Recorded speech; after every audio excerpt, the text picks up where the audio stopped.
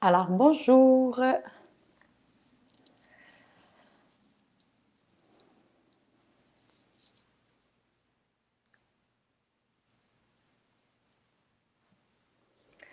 Donc, c'est un petit vidéo en direct. En fait, je suis à la fois sur Instagram puis sur Facebook présentement pour parler des abdominaux. Donc, je vais attendre juste quelques minutes avant de commencer. Donc, bonjour les gens sur Instagram. Donc, comme je disais, je vais parler un peu des abdominaux. J'ai fait un événement Facebook, puis je demandais en fait s'il y avait des mamans ou des femmes enceintes qui avaient des questions.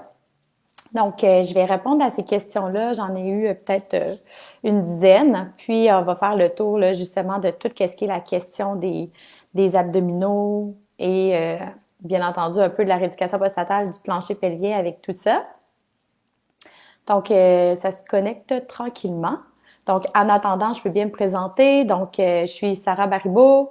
Je suis fondatrice, propriétaire des Bougeottes et Placotines. Donc, je suis kinésiologue de formation aussi et j'ai fait une maîtrise en périnatalité.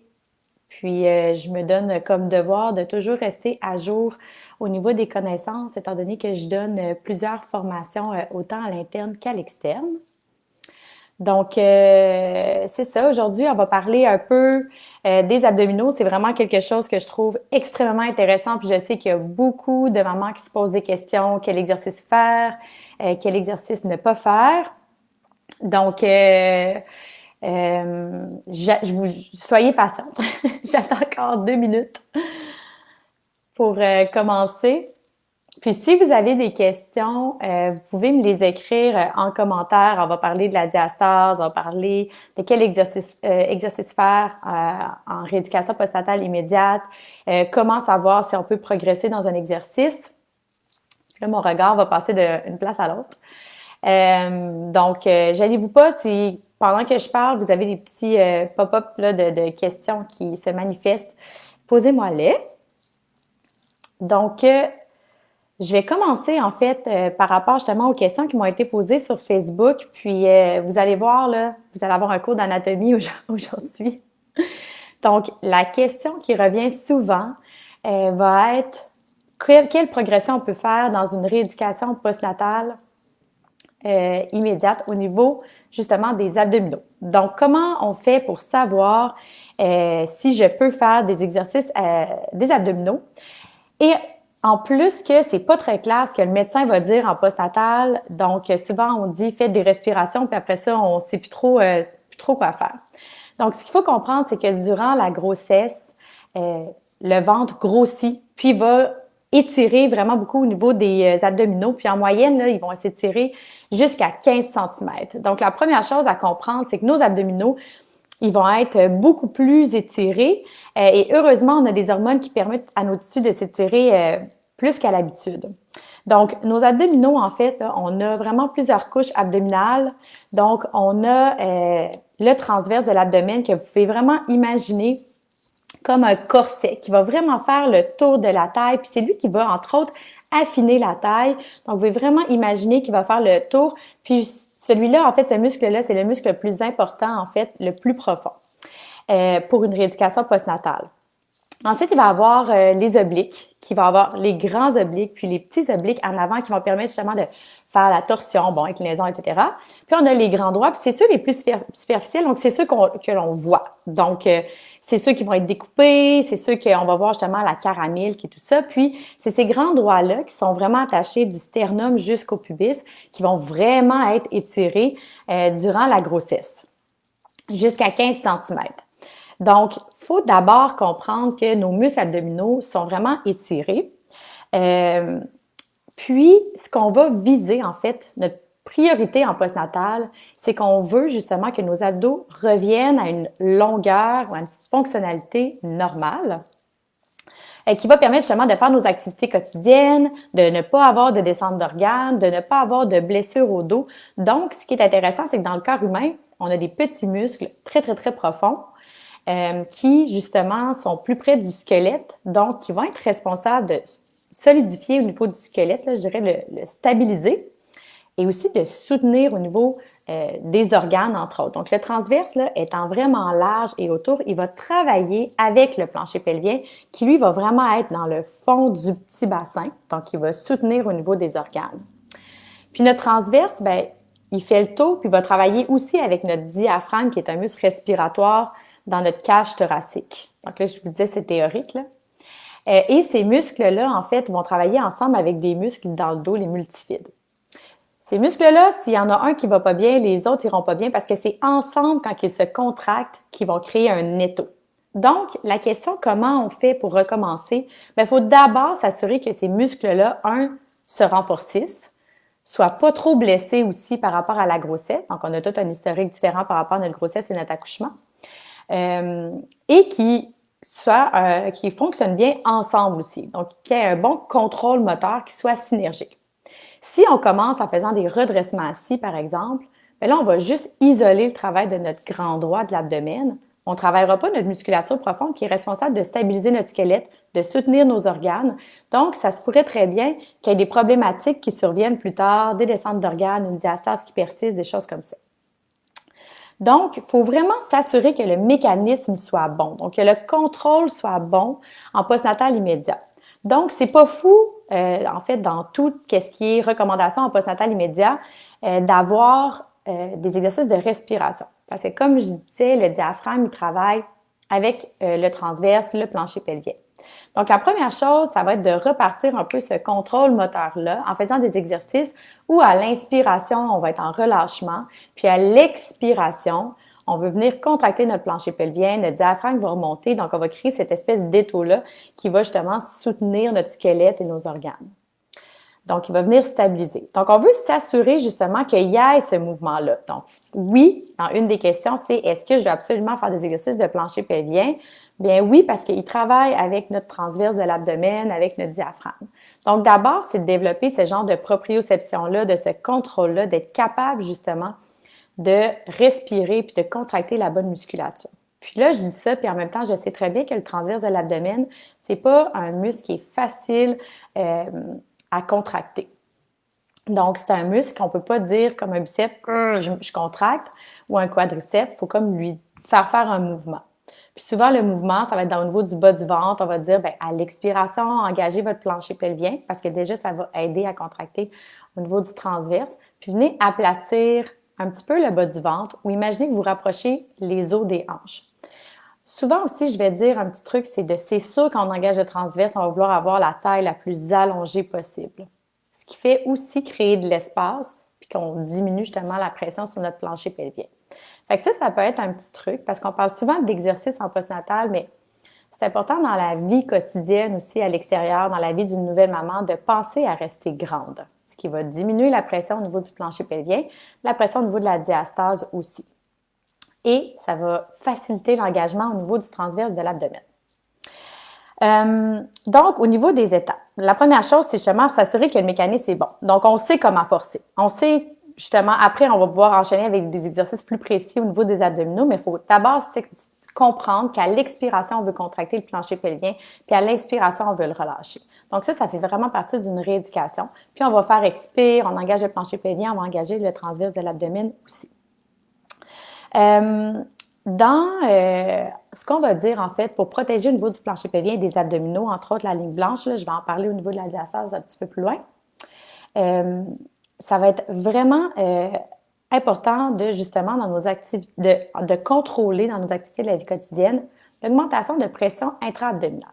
Donc, ce qui fait le plus mal, si je peux dire, au plancher pelvien ou à la ligne blanche, qui nuit un peu à leur guérison, c'est si on augmente le stress sur eux autres. Si on est tout le temps en train de pousser, puis ça, ben ça se passe quand on fait une augmentation de pression abdominale. Fait que vous pouvez imaginer que quand vous êtes, si vous êtes encore enceinte, donc quand on est enceinte, ou quand, c'est ça, quand vous étiez enceinte, Là, il y a le bébé prend de l'espace dans le ventre, donc les organes sont tassés. Vous comprenez qu'il y a vraiment une très grande pression intra-abdominale. Donc ça, c'est une preuve que c'est pas pour rien que des fois, justement, là, on a des fuites durant la grossesse et tout ça. Il y a comme moins de place pour avoir des bonnes contractions, pour que les poumons se vident, que le diaphragme, justement, puisse se mouvoir.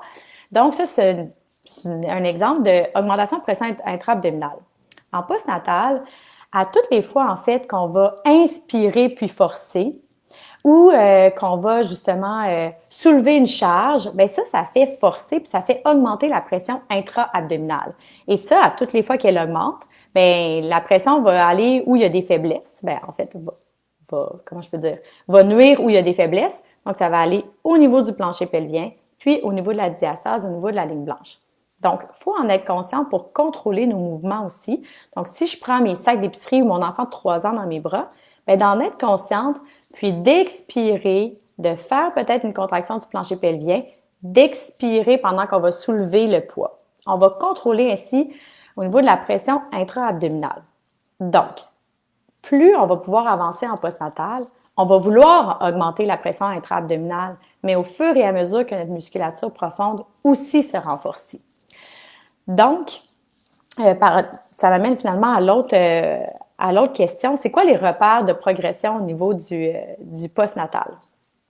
Donc, au niveau justement, juste revenir là, comme n'importe quel muscle qui est blessé, donc ça c'est la première chose. La musculature a été blessée durant la grossesse, durant l'accouchement. Donc, la première chose, c'est qu'il faut laisser le temps de guérir. Donc là, je ne l'ai pas dit, là, mais l'étape 1, en fait, ça serait de laisser le temps de guérir. Donc, on veut doser justement au niveau de la pression intra-abdominale. Ensuite, on commence à stimuler, puis comme n'importe quel muscle, on va vouloir travailler le contrôle, la force et l'endurance. Et pas juste du plancher pelvien, du transverse, mais aussi éventuellement des obliques et des grands droits. Mais ça va être à condition que quand on fait un exercice de grand droit, on soit capable et consciente d'engager notre plancher pelvien transverse pour pas qu'on nuise justement à la rééducation. Donc, j'avais créé un petit acronyme, en fait, pour les repères de progression. Parce que c'est pas tant les exercices que quel exercice on fait. Soit en passant, c'est ça, là, le cours Premier pas de maman. On corrige, puis on fait une progression justement dans les exercices, puis on guide au niveau des repères. Donc, au niveau des repères, on veut s'assurer que pendant qu'on fait un exercice, on ait toujours la bonne posture. Puis là, je dis pas juste un exercice abdominal, là. Un exercice de levée de charge ou quoi que ce soit. On veut pas avoir de compensation posturale. Donc, on veut s'assurer justement d'avoir, par exemple, la cage thoracique le plus loin des hanches, donc la taille la plus longue possible. Donc, quand on force, on fait un biceps, on est obligé de se cambrer, ben là, au niveau du contrôle abdominal, c'est pas super. On va vouloir toujours expirer, justement. Donc, si vous êtes obligé de retenir votre souffle pour forcer, c'est qu'il y a un manque de force, le poids est trop lourd. On va vouloir s'assurer quand on fait les exercices qu'on n'a pas de symptômes de fuite urinaire ou de lourdeur au niveau vaginal. On va s'assurer aussi que le ventre ne gonfle pas. Parce que le transverse de l'abdomen, comme je disais au tout début, c'est celui qui va affiner la taille. Donc, c'est lui qui va faire comme un corset. Donc, à ce moment-là, si je fais n'importe quel exercice, là, je vais donner par exemple la planche, puis qu'on tient la planche, mais que le ventre, il est sorti, bien, votre transverse, c'est sûr qu'il ne travaille plus. Puis là, bien, ça va encore mettre de la pression au niveau de la ligne blanche et peut-être qu'il va y avoir des compensations, puis ça va mettre de la pression aussi au niveau du plancher pelvien. Donc, on veut s'assurer que le ventre ne sorte pas, puis qu'au niveau de la ligne blanche, quand on est enceinte, il ne faudrait pas que ça dôme. Donc, le domé, en fait, pour expliquer c'est quoi, c'est que la ligne blanche qui s'est séparée, qui s'est élargie un petit peu plus, donc au niveau des abdominaux, bien là, il y a une augmentation de pression intra-abdominale, donc ça pousse où la faiblesse, chou, puis la ligne blanche, elle fait un dôme. Donc, c'est pas plus compliqué que ça. Donc, ce qui est merveilleux, c'est quand on engage le transverse de l'abdomen, chou, ça vient mettre une tension au niveau de la ligne blanche, puis ça la protège. Puis c'est comme ça qu'on va renforcer les abdominaux. On va vouloir donner des exercices de plus en plus exigeants, mais en les faisant de manière, en fait, de bonne qualité. Ça va être vraiment le plus important. Fait que dans toute notre progression d'exercice abdominal, il faut toujours s'assurer qu'on expire, qu'on n'ait pas de symptômes au niveau du plancher pelvien, que le ventre ne gonfle pas, qu'il n'y ait pas de doming au niveau de la ligne blanche, qu'il n'y ait pas de compensation posturale. Donc, il faut être capable justement de contrôler avec la respiration, avec sa longueur au niveau de la taille, au niveau de la tension au niveau de la ligne blanche. Donc, on veut contrôler ça. Et là, il va falloir qu'il y ait une progression parce qu'on va vouloir justement challenger un petit peu la ligne blanche. Mais là, je dépasse un petit peu. Donc, au niveau, là, il y avait une question au niveau de la fonction, au niveau de la fonction des muscles abdominaux. J'en ai parlé un petit peu, là, mais tu sais, en fait, comme je disais, là, ce qu'il faut retenir, c'est que la musculature profonde là, qui maintient comme, qui comprend, tu sais, le core, donc le diaphragme, le plancher pelvien, le transverse autour, les multifides. Ça, c'est vraiment ceux qui tiennent le squelette, qui stabilisent le petit bassin. Donc, c'est ça qu'on va travailler aussi les personnes qui ont des problèmes de dos, qui se font des entorses lombaires à n'en plus finir. Donc, ça prend vraiment... tout le monde devrait faire des exercices du corps pour une bonne santé musculo-squelettique au niveau du tronc. Donc, ça, c'est nos muscles qui vont stabiliser puis ils vont travailler en synergie. Ensuite, bien, tous les muscles abdominaux sont nécessaires parce qu'ils protègent la cavité abdominale. Donc, on a nos obliques aussi, puis on a le grand droit de l'abdomen. Donc, ils sont tous essentiels. Puis, ça va être important de les travailler parce que, comme je disais au début, les grands droits, là, ils sont étirés de 15 cm. Donc, oui, on va vouloir les raccourcir, les épaissir, les rendre plus forts pour pouvoir, justement, revenir avec un ventre qui va être vraiment solide. Donc ça va être au niveau de, justement, tout ce qui est au niveau des fonctions des muscles abdominaux. Mais toutes les mamans sont comme obsédées à faire de la musculature superficielle parce que c'est ceux-là qu'on voit. Donc, faut vraiment penser fonctionnalité avant tout. Ce qu'on veut, c'est avoir un tronc qui est solide. Puis ça va nous permettre, pas juste au niveau abdominal, mais ça va nous permettre de progresser dans toutes vos activités puis vos sports sans avoir de problème plus tard. Fait que ça, c'est pour ça que c'est vraiment important de faire une rééducation postnatale. C'est éviter aussi les problèmes plus tard. Donc, il y avait la question, y a-t-il un délai pour recommencer les exercices? Ben non. Dans le sens, ça dépend de quel exercice. Tout de suite après avoir accouché, on peut faire des exercices d'abdominaux, mais pas n'importe quel. Donc, on va faire des exercices qui vont venir retravailler le contrôle moteur au début, puis c'est pas si évident parce que la musculature a été étirée, elle peut être blessée.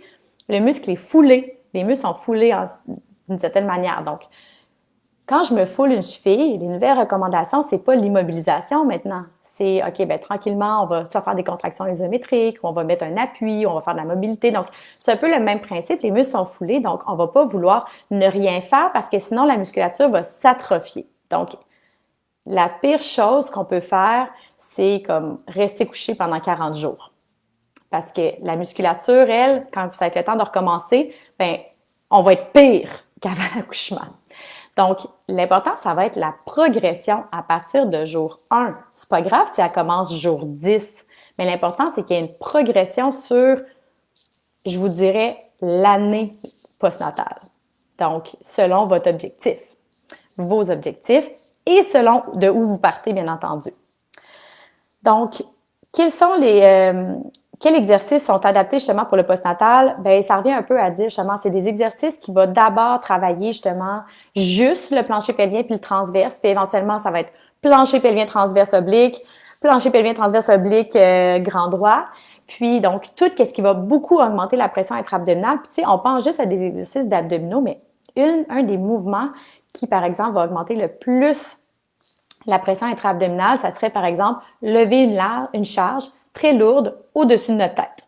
Donc ça, et si on retenait notre souffle, ben ça, c'est pire que faire des crunchs pour le plancher pelvien et pour les abdominaux. Donc, c'est comme l'alimentation, là. Il n'y a pas comme de « on fait pas ça » ou « on peut juste manger ça » ou goûter. C'est la même chose, c'est comment, puis de doser, puis de voir la grande image, puis qu'il y ait justement une progression. Donc, la diastase, c'est mon prochain sujet. Donc, il y a eu beaucoup de questions à ce sujet-là aussi. Donc, la diastase du grand droit, c'est un phénomène physiologique. Ce qui veut dire que c'est tout à fait normal, commun, physiologique. C'est une adaptation du corps à la grossesse. Donc, étant donné qu'on a de la relaxine dans notre système, donc une hormone de grossesse qu'on sécrète qui nous permet justement au bassin de s'ouvrir, à la peau de s'étirer plus que d'habitude, ben la relaxine, c'est ça, elle est nécessaire. Puis, entre autres, elle va permettre justement à notre ligne blanche qui est vraiment fait de collagène, qui s'étend de notre sternum jusqu'au pubis, qui est au centre des grands droits. Donc, imaginez là, la fameuse caramide, le six-pack, c'est la ligne du centre qui est environ un doigt au naturel. Donc, les grands droits sont pas tout une surface plane. Donc, cette ligne blanche-là, étant donné que les muscles, ils vont s'étirer, puis à un moment donné, ça se peut que ça leur tente plus de s'étirer. Des fois, c'est juste une question d'hérédité, donc votre capacité des tissus à être étirée ou non. Des fois, c'est des abdominaux qui sont des grands droits qui sont hypertoniques. Des fois, c'est justement, on challenge trop au niveau de nos grands droits puis on n'engage pas le transverse, donc on les raccourcit puis on crée beaucoup de pression. Ça peut être un tronc plus court, donc moins d'espace pour le ventre de grossir, grossesse gémellaire, donc c'est des facteurs de risque qui vont faire en sorte que plusieurs grossesses aussi, va faire en sorte qu'elle va apparaître plus ou moins tôt dans la grossesse et aussi elle va être plus ou moins sévère. Donc une diastase proprement dit, c'est la séparation des grands droits, donc l'élargissement de la ligne blanche de plus de 2 doigts de largeur. Donc ça, on peut comme diagnostiquer un peu une diastase. Mais c'est pas si important que ça, en fait, de savoir si on en a une. En fait, c'est important de savoir si on en a une, mais il faut pas paniquer avec ça. C'est juste avoir une idée. C'est sûr que si on a une diastase durant la grossesse de 5 doigts, ben c'est sûr que ça va demander beaucoup de travail pour qu'elle récupère. Il y a une auteure qui disait la diastase, c'est comme être split in the middle. Donc, c'est vraiment comme ça qu'il faut imaginer. Il faut s'en occuper parce que sinon, votre corps est vraiment divisé en deux au niveau du ventre. Donc, tout ce qui est fonctionnel, là, au niveau de transférer des charges, il y a des fascias qui sont attachés à ça. Donc, si au niveau du centre de votre corps, il y a une grande faiblesse, ça va impacter vraiment beaucoup vos mouvements puis toute votre stabilité au niveau de votre squelette, puis ça peut vraiment amener des problèmes. Autant au niveau du périnée aussi qu'au niveau abdominal, au niveau de tout votre squelette, du bassin et du tronc. Donc, c'est quand même physiologique. Donc, faut pas paniquer. Durant la grossesse, on va se rendre compte parce que quand on fait un mouvement de redressement assis, comme se lever du lit ou se sortir de son bain, ben, il va avoir justement ce fameux dôme-là qui va apparaître. Donc, c'est la pression intra-abdominale qui augmente, puis pouf, ça pousse au niveau de la ligne blanche. Dans le postnatal immédiat, il va y avoir une résorption physiologique qu'on appelle. Donc, dans les 6 à 8 semaines postnatales, juste parce que le ventre revient plus petit que durant la grossesse, bien, il va y avoir une cicatrisation qui va se faire. Il faut penser qu'on a un pic de relaxine tout de suite avant d'accoucher pour permettre au bassin de s'ouvrir et tout ça. Donc, dans le postnatal immédiat, c'est pour ça qu'il y a un 6 à 8 semaines, c'est qu'il y a encore beaucoup de relaxine dans le système. Donc, ça vaut la peine de faire attention dans cette période-là pour avoir des bonnes postures. Puis, tu sais, je dis ça, là, puis j'en ai 3 enfants, là, fait que, tu sais, on fait de notre mieux. Mais déjà, si vous pouvez en être consciente de pas être écrasé, de pas soulever des charges tout le temps, ben c'est une manière de protéger justement un petit peu au niveau de sa ligne blanche. Puis, il faut par contre comprendre qu'il y a un côté hérédité aussi, donc au niveau de la qualité du tissu. Donc, il y a certaines d'entre vous qui n'auront jamais de problème au niveau de la ligne blanche, même pas de diastase, puis il y en a d'autres qui vont avoir une diastase qui va perdurer parce que c'est juste que vos tissus, ils vont moins bien, ils vont être moins élastiques. Ils vont s'étirer, mais ils reviendront pas, mettons. Et c'est plus ou moins important parce que ce qu'on veut maintenant, c'est pas nécessairement qu'elle se referme puis qu'elle revienne très étroite. Ce qu'on veut, c'est qu'elle soit solide parce qu'elle remplace le mur abdominal. Pour la rendre solide, il va falloir la challenger. Donc, il va falloir la travailler. Puis là, je reviens à ce que je disais avec mes muscles abdominaux. Le muscle abdominal qui la rend tendue, qui fait en sorte qu'on la rend solide, puis qu'on va la challenger, puis qu'elle va s'épaissir, puis va devenir encore plus fonctionnelle, c'est notre transverse de l'abdomen. Mais notre transverse, on ne le travaillera pas juste couché sur le dos, éventuellement sur le côté, debout, à 4 pattes, en planche, et même peut-être on va être capable de faire des redressements assis en activant notre plancher pelvien et notre transverse. Mais ce qu'on veut, c'est qu'elle soit vraiment solide. Donc, il n'y a pas d'études là, qui vont démontrer qu'il faut absolument que notre ligne blanche soit résorbée ou qu'elle soit vraiment solide avant de commencer d'autres exercices. Mais il faut en être conscient, dans le fond, qu'on essaie de bien travailler nos abdominaux pour qu'elles deviennent vraiment solides.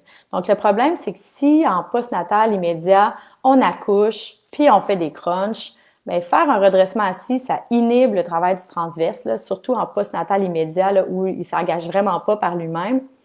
Ce qui fait en sorte qu'en fait, on va faire le genre de doming constamment. On va affaiblir la ligne blanche. Donc, c'est vraiment pas ça qu'on veut faire.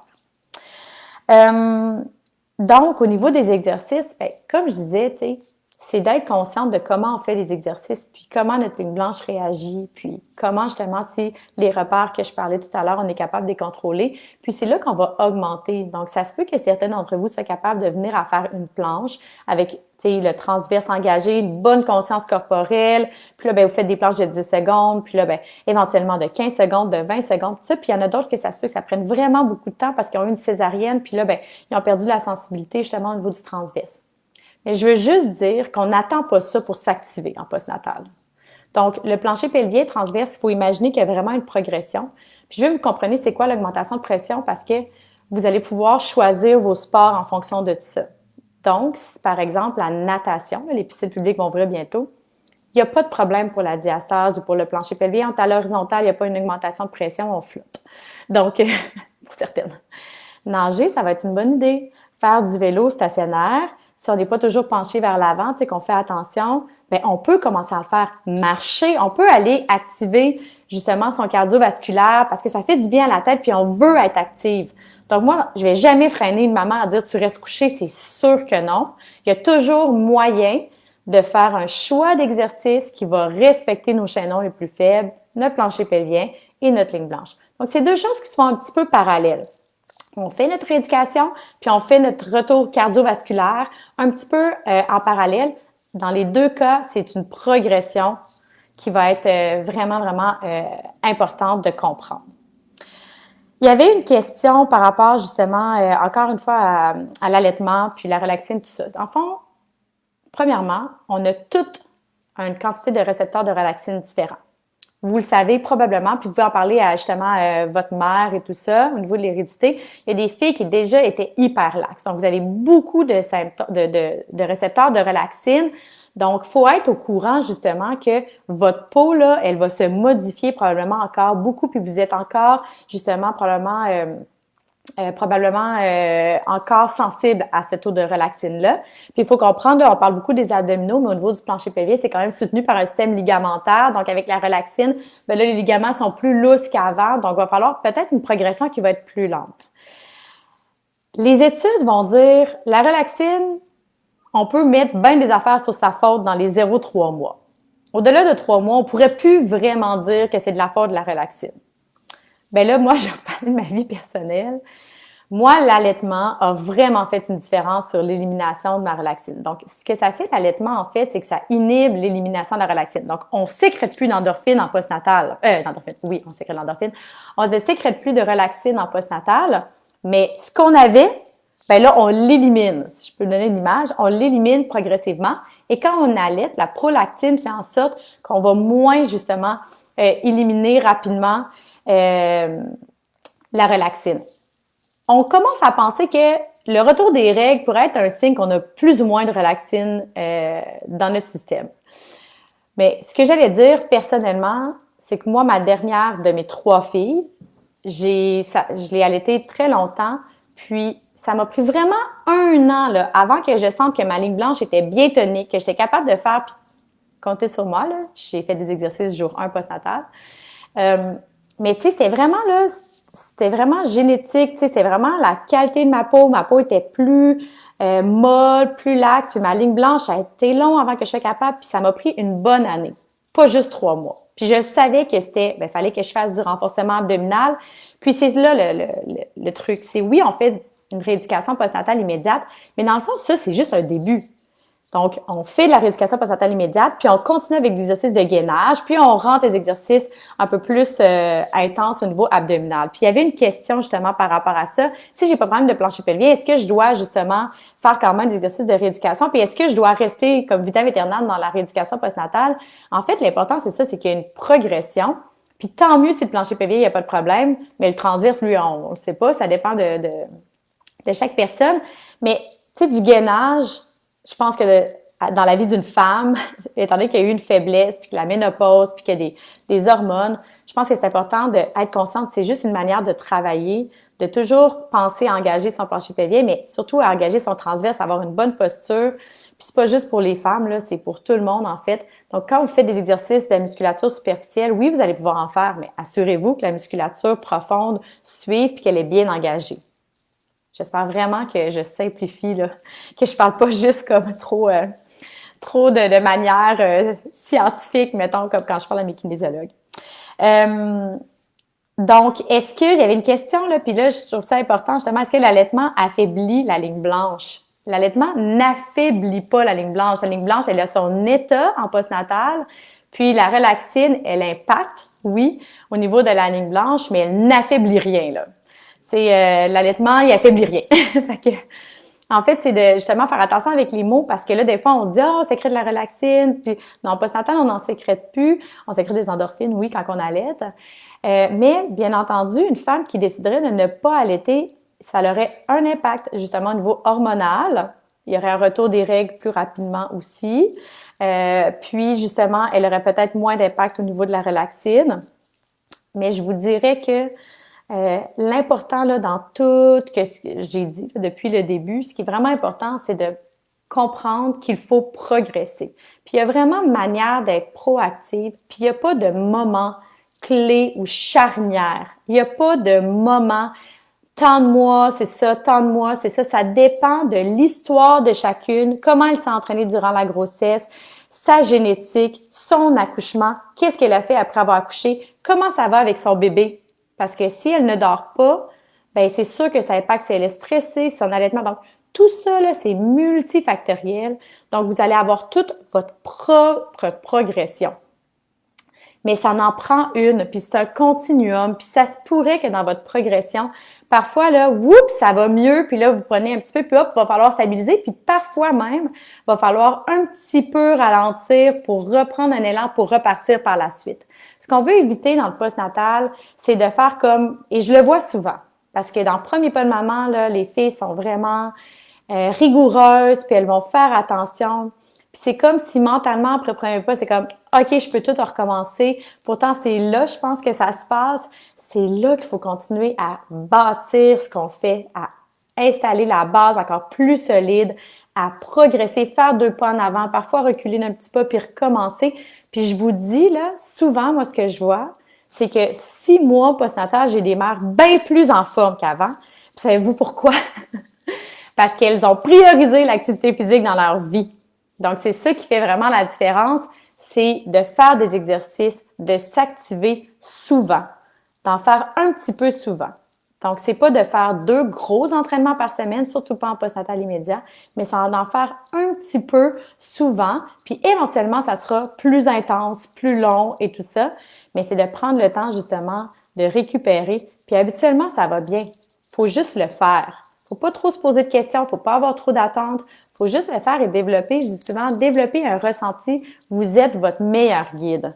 Fait que si je fais cet exposé-là pour un peu, pas vous dire quoi faire, mais vraiment comme vous faire réfléchir à, vous avez probablement la réponse, plus vous allez être consciente dans votre corps, avoir un ressenti par rapport à vos abdominaux, comprendre comment ils fonctionnent, plus vous allez être capable vous-même justement de faire, de progresser avec et vous adapter, puis d'avoir le moins de problèmes durant votre postnatal. Puis bien entendu, notre but, c'est de revenir à un point où on était avant, où on n'avait pas de problème. Puis ça, bien, ça vient à un moment donné, puis même qu'on peut bâtir puis se rendre encore plus loin. Puis il y a des petits ajustements à faire à ce moment-là.